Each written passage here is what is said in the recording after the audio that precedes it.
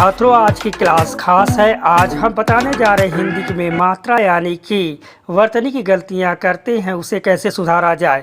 छात्रों, हिंदी भाषा लिखने में वैसे कोई कठिनाई तो होती नहीं है, लेकिन अगर बचपन से स्वर व व्यंजन की सही पहचान नहीं किया तो हिंदी में वर्तनी यानी स्पेलिंग मात्रा की गलतियां होना आम बात है। आज इसी पर हम वीडियो क्लास लेकर आए हैं।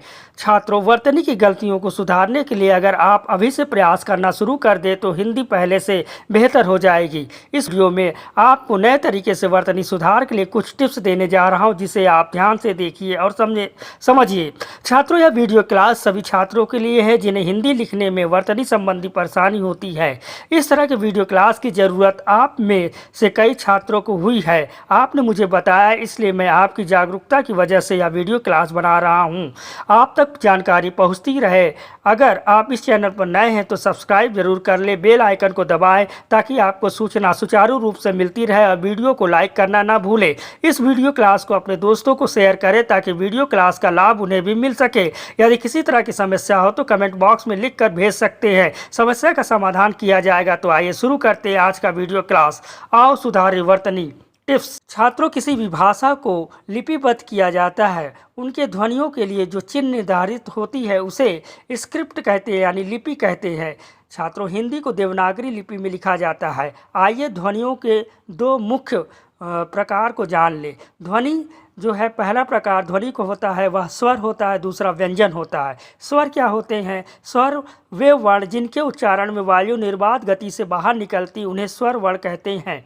वे वर्ण जो स्वतंत्र हैं, मौलिक हैं और बिना किसी सहायता के बोले व लिखे जाते, उन्हें स्वर वर्ण कहते हैं। जी हाँ छात्रों, यानी कि जो हम बोल रहे हैं, जो भी वर्ण, ऐसा वर्ण जिसको बोलने के लिए किसी भी तरह की वायु जो है गले से या मुंह से नहीं टकराती है, निर्बाध तरीके से यानी बिना टकराए हुए निकलती, उन्हें स्वर कहते हैं। स्वर 11 है, जैसे आ का उच्चारण करते समय आ की ध्वनि जो है सीधा बिना किसी अंदर गले से या मुंह से हवा अवरोध हुए साफ साफ बाहर आती है। तो इस तरीके से इन स्वरों के उच्चारण को समझिए।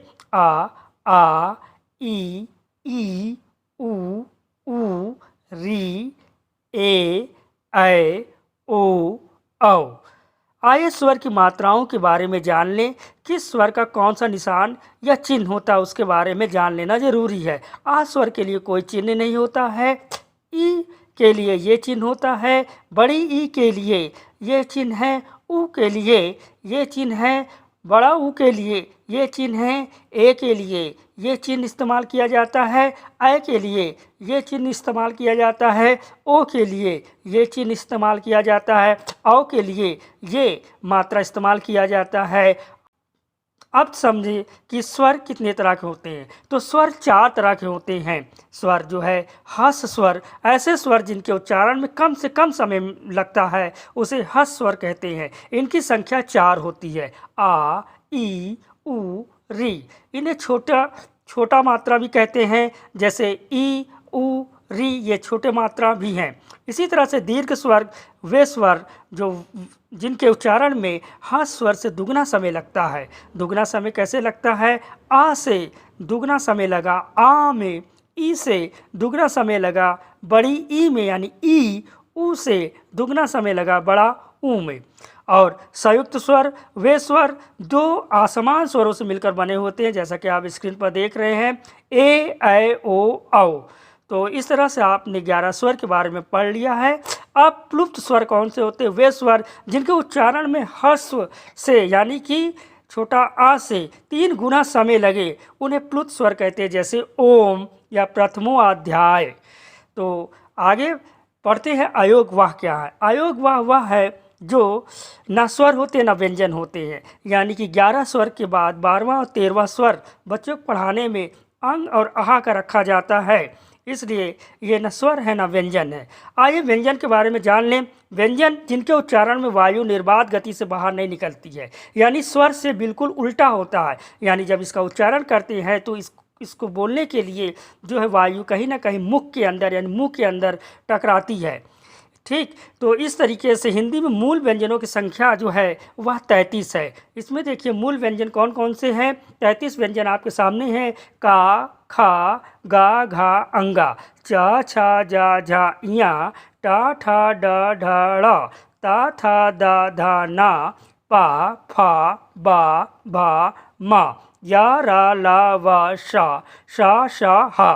तो छात्रों यहाँ देख रहे हैं कि स्वर और व्यंजन को मिला लेंगे तो कहलाएगा वर्णमाला, और इस तरीके से स्वर और व्यंजन को मिलाएंगे तो वर्णमाला कहलाएगा। हिंदी में कुल 52 वर्ण होते हैं, जिनमें से संयुक्त वर्ण और आगत वर्ण को मिलाकर कुल संख्या 52 हो जाती है। आइए इन वर्णों से शब्दों का निर्माण करते हैं। तो यहाँ देखिए कुछ शब्द आपके स्क्रीन पर है, जैसे काम, दाम, दिल और दिन। तो यहाँ पर देखिए माँ, दा, ला, ना, ये व्यंजन है, और इसके साथ जो स्वर का प्रयोग हुआ है वो बड़ा आ और छोटी ई का प्रयोग हुआ है। अगर स्वर को हटा लिया जाए इसमें तो काम का कम हो जाएगा, दाम का दम हो जाएगा, दिल का दल हो जाएगा और दिन का दल हो जाएगा। तो इसके माध्यम से छात्र मैं यह समझाना चाहता हूँ कि इस तरह से स्वर जो है वह व्यंजन को बोलने लायक बनाता है। अब देखिए जैसे हर व्यंजन में आ छुपा होता है। का हलन के साथ धन का चिन्ह आ इक्वल टू यानी बराबर का बनता है। इसी तरह से का में बड़ा आ जुड़ता है तो का बनता है।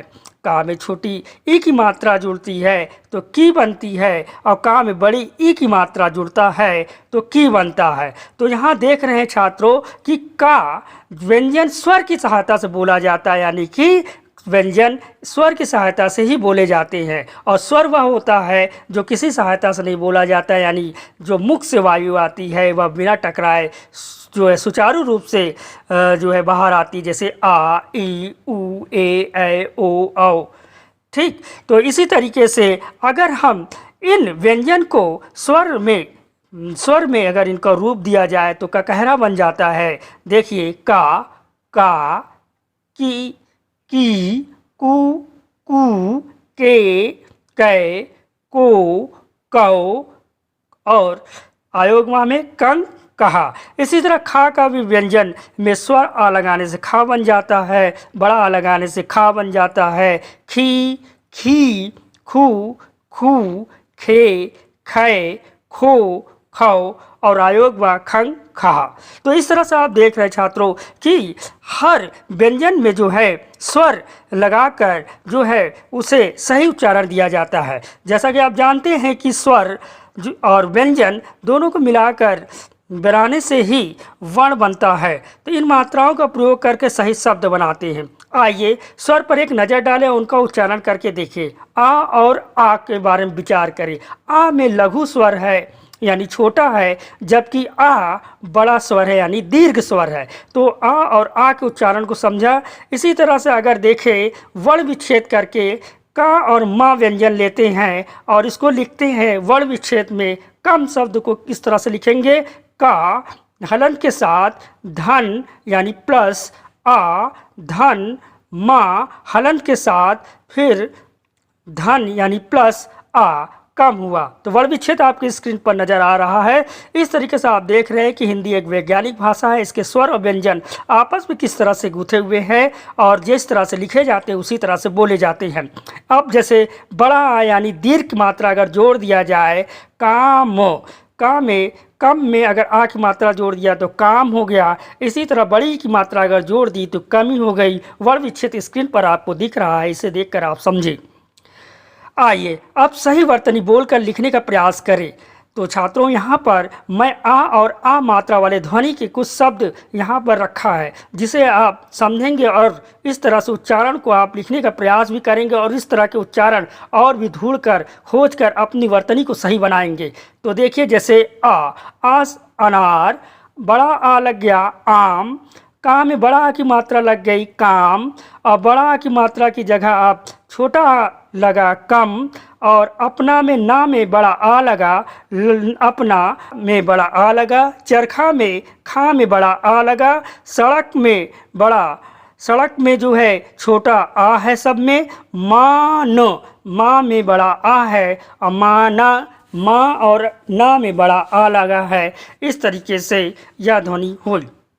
इसी तरह छोटी ई बड़ी ई मात्रा वाले ध्वनि के शब्द देखिए, कीमत, कितना, कील।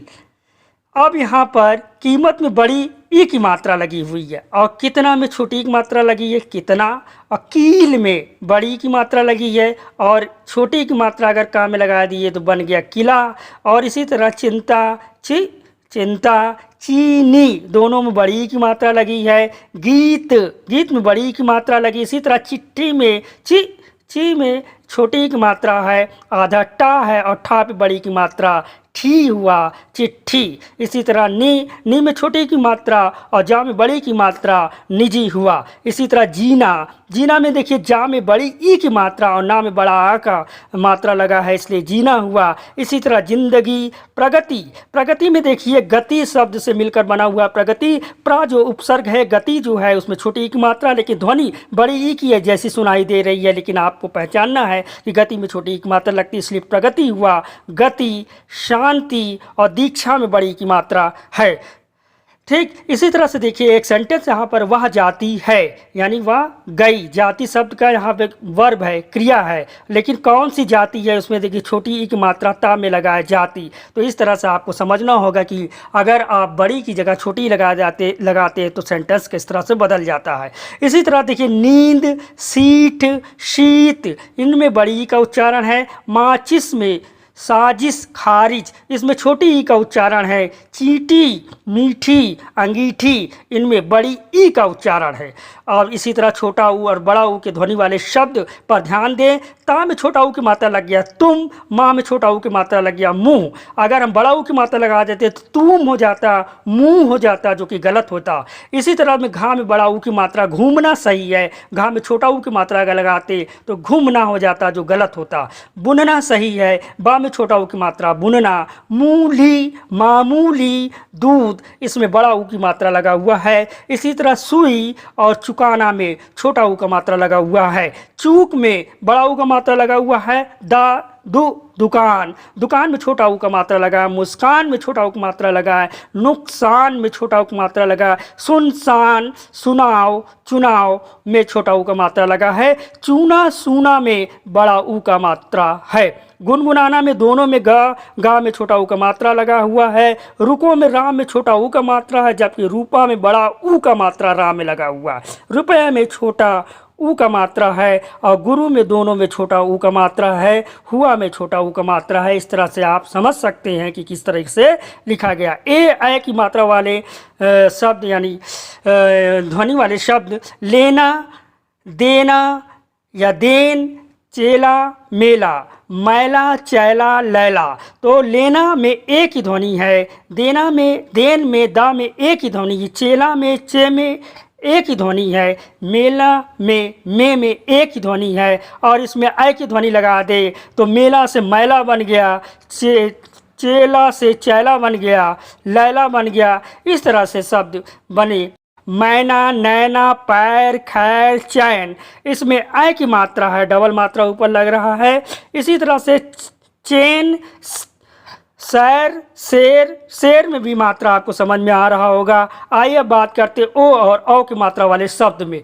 ओ की मात्रा वाले शब्द में ओखली, औरत और मोर। ओखली में ओ की मात्रा है, औरत में औ की मात्रा है, मोर में ओ की मात्रा है और मौका में औ की मात्रा है। चोर में ओ की मात्रा है और चौका में औ की मात्रा है। लौकी में औ की मात्रा है, चौकी में औ की मात्रा है। धोखा में ओ की मात्रा है, लोक में ओ की मात्रा है। नोक, मोरनी, और, कौर, ठोकर, चोकर, मौका, नौका, इन सब में ओ औ की मात्रा आप अच्छे से पहचान रहे हैं, इनको आप ध्यान दीजिए। आइए तो यहाँ पर कुछ वर्तनी में गलतियाँ उसे आप सही करिए। जैसे लिखा है उसे जाना चाहिए, तो चाहिए में बड़ी ई की मात्रा ही में लगा, जबकि छोटी ई का मात्रा होना चाहिए, यानी उसे जाना चाहिए सही होगा। चूहा, बिल्ली का खेल, तो चूहा में चा में बड़ा ऊ की मात्रा होना चाहिए, नहीं चूहा होना चाहिए। क्योंकि की में बड़ी की मात्रा गलत है, छोटी की मात्रा होना चाहिए। क्योंकि उसे मालूम में बड़ा ऊ की मात्रा होना चाहिए। तो सही क्या होगा, क्योंकि उसे मालूम था। उसे मालूम नहीं है, नहीं में जो है बिंदी होना चाहिए, और मिल कर जाना में माँ में छोटी ई का मात्रा होना चाहिए। उसने एक जूता खरीदा, जा पे बड़ा ऊ की मात्रा होना चाहिए, यानी जूता ध्वनि आएगी। वह जाती है, जाती मतलब गई, तो वह जाती यानी बड़ी की मात्रा जाने के से बनने वाले वर्ब का प्रयोग होना चाहिए। टिप्स: किसी अच्छे पत्र पत्रिका से छपे लेख या कहानी पढ़े और उनमें प्रयोग किए गए शब्दों की बारीकी समझे। तो छात्रों, यहाँ पर वीडियो 15 मिनट की हो गई है और आशा है आपको समझ में आया है। अगर इसका पार्ट 2 चाहिए तो आप कमेंट करके ज़रूर बताइएगा। धन्यवाद।